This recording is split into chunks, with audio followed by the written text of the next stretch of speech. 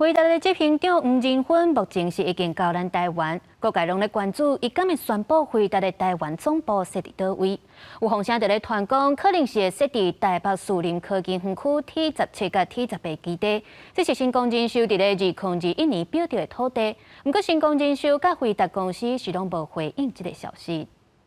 从化区来说，它当初其实在设计的规模上也有所谓的 AI 的使用哦，其他像是这种医疗产业啊，或者是像是这种软体的这个产业哦，可能呢都会是这个区域上面呢，这个从化区上面当初呢有去设计的规划走向。根据了解，北树科的 T17加 T18地上权是新光人寿以差不多44亿得标，面积差不多5公顷，伫北投甲树林交界，附近的商圈有北投。 甲天母生活圈、华景科技总部边啊，就是 T16，也就是金仁宝集团总部，有产业主路的优势。它在这边设置了所谓的企业总部的话，可能会包含了一些亚太的方面的营运仓储，在那个地方，其实第一个离松山机场也不算远，位在台湾的北部的繁华的地区，所以说无论在资讯、交通上面，其实也都是一个很好的选择。对选地址的相关消息，根据平面媒体报道，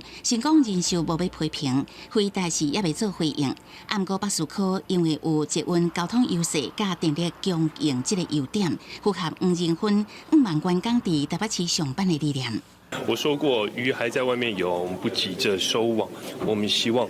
对方能感受到台北市是非常可靠、可信任的伙伴。 新光金捌伫10时发布重要消息，代子公司新光人寿做公告。新光人寿的董事会已经决议资产处分，授权董事长签备忘录。不过有消息传出，双方伫去年就已经初步接洽，回答台湾总部的地址到底会伫倒位，恐惊就要听候回答执行长黄仁勋对外做回应。公司新闻采访报道。